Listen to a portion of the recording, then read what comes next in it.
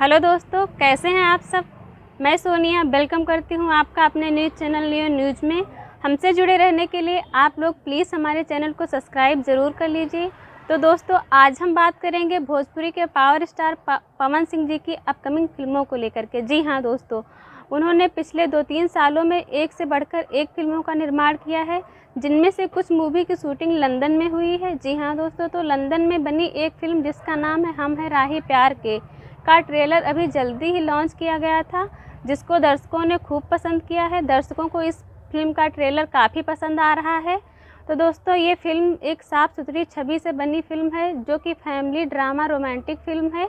तो दोस्तों, अगर हम बात करें पवन सिंह जी की एक और फिल्म की, जिसका नाम है स्वाभिमान, जिसकी शूटिंग हाल ही में प्रतापगढ़ में पूरी कर ली गई है, वो भी रिलीज़ के लिए तैयार है।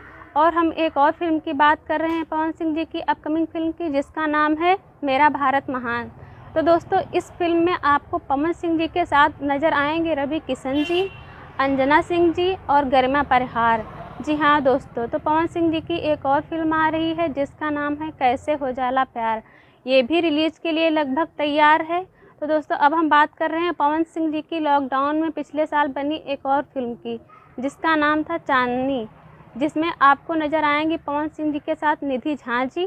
जी हाँ दोस्तों, निधि झा और पवन सिंह की जोड़ी के साथ चांदनी फिल्म भी काफ़ी तैयार है लगभग रिलीज़ के लिए। और दोस्तों, एक और बहुत ही बड़े लेवल की फिल्म जिसका नाम है बॉस, वो भी रिलीज़ के लिए तैयार है। तो दोस्तों, कुल मिलाकर के पवन सिंह जी की 10 फिल्में, जी हाँ दोस्तों, 10 फिल्में तैयार हैं रिलीज़ के लिए, जिनको रिलीज़ किया जाएगा सिनेमा घर खुलने के बाद। तो सिनेमा घर जैसे ही खुलेंगे, पवन सिंह जी की एक एक फिल्म को रिलीज़ किया जाएगा बारी बारी से।